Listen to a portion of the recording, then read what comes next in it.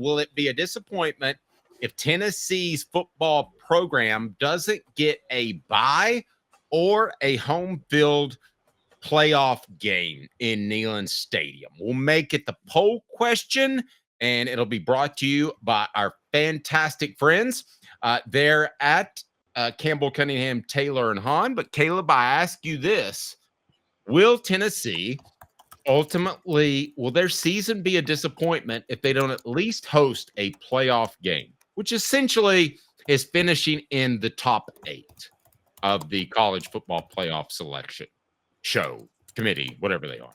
All right, Caleb, when you said it initially, I was like, no, surely not. Make an argument that this would be a disappointing season if Tennessee is in the same position they are last year and having to hit the road in the playoffs. If Tennessee doesn't get a bye or a home playoff game, I don't really care about the bye, but a home playoff game, it's because of what it means for the regular season. It means that they struggled into November to lock up a playoff spot. You don't want to be in the situation Tennessee was in this past year, where in the next to last week of the regular season, you were watching as a Tennessee fan about 4 other games, hoping one of them broke your way so Tennessee could get in. Now, it turned out a lot of them broke your way. So you ended up like what would have been the last seed in the playoff. You ended up getting in the 9th seed in the playoff because a bunch of things happened. But Tennessee football, I think if they don't get a bye, it means the regular season they didn't do what they needed to do. More importantly than that, or I'm sorry, if they don't get a home playoff game or a bye. But more importantly than that, after what we just watched with the college football playoff last year, Dave, I think if they don't get a home playoff game or a bye, they're going home in the first round. I think we are underselling how Tennessee won. There was a Tennessee takeover of Columbus, okay, and they still lost. I think home field advantage is such a big deal in the college football playoff. I mean, you know this, Dave. Home field has a much bigger impact in college football than it does in the NFL. Like, significantly so. No, I agree. It's because you're dealing with kids, and by comparison, they're not seasoned pros who are used to going on the road 8-9 times in a season. But I will argue this. It's a little deeper. It's a disappointment because Tennessee didn't take a step in the right direction. And if they have to go on the road again, it could mean they're as low as 12, whereas their ranking before the playoff was what, Caleb, 9? Well, their college football, they were in the 9th seed. They're right. ranked 7. Well, that's what I'm talking about. So they're the 9th seed. That's all. That's all that matters. I mean, the AP poll didn't matter anymore. That's the final ranking. So they were 9th. So that's as good as you can get, right? If they'd have been 12th and they moved up to 9th this upcoming season, step in the right direction. Minute step in the right direction, but a step in the right direction. You were the highest seed that didn't have to go on the road. You were the highest seed that didn't get a road game and that didn't get a bye. So if they don't take a step in that direction, that to me is troublesome. Here's the other factor that you might not have thought about. Caleb, they have re-upped.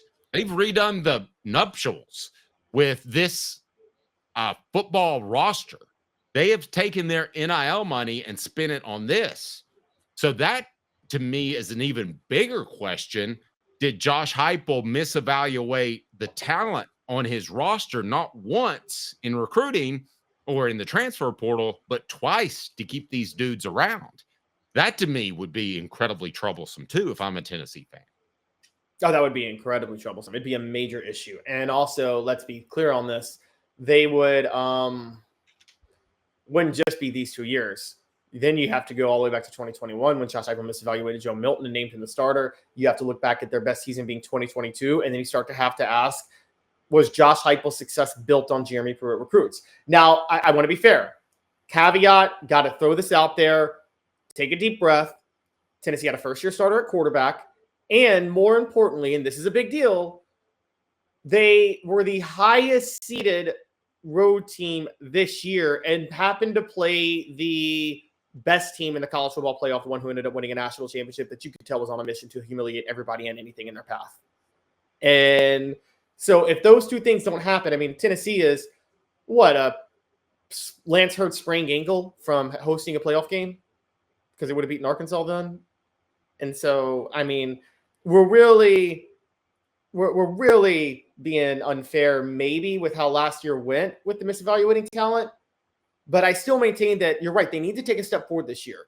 We're kind of building off what we talked about yesterday with Paul Feinbaum, saying experts think Tennessee's in a transition year.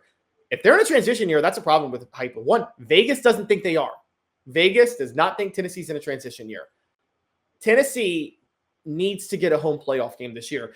And they definitely may need to get it, Dave, because there's a strong possibility that they don't do the seeding format they did this past year, that they go just straight 1 through 12. And if they do that, Tennessee would have gotten a home playoff game this past year. So they absolutely need to talking about after this year. Wait. Go back. They're not going to change the seeding this year. They're talking about changing the seeding format where they'll still give you're not going to do it this year. I can trust me. I've talked to some sources. That contract is more ironclad than I thought, because that came up with Jimmy last week. So I did some digging. That's not going to change this year as much as I think it should. And the NCAA has been inconsistent, or whoever's in charge. I don't think it's going to change this year. I think everything's locked in the way it's going to be. Is based off what I've been told. That would be a major shock. Now, going into 2026, that's a different discussion. Yeah, I know. Well, the contract I always knew was 2 years. And by the way, they always wanted it right at 2 years because they wanted the format to be a little messy so the SEC and the Big Ten could then come back and say, we demand more teams in this playoff or else we're walking away. We're going to take our ball and go home. And so I think that's a big deal. Look, Tennessee needs to – either way, Tennessee needs a home playoff game. They were one spot out this year, and if not for an Arkansas loss, they would have gotten it. They need to host a playoff game this year, particularly when their schedule strength is going to look better this year, because I think Florida's going to be really good. I think Alabama's going to be better, and Georgia's going to be Georgia. All right. So Tennessee will look a lot better. Fair enough. All right. So Tennessee also is recruiting a little bit. They had their second junior day over the weekend. So we're going to talk a little bit of football. We'll get back to basketball here momentarily. And I see that on the message board. I get that sentiment. We'll do that. It's Hot or Cold, brought to you by City Heating and Air Conditioning. That's cityheatandair.com. As we move in, take that down, please. Hot or Cold, brought to you by City Heating and Air Conditioning, cityheatandair.com.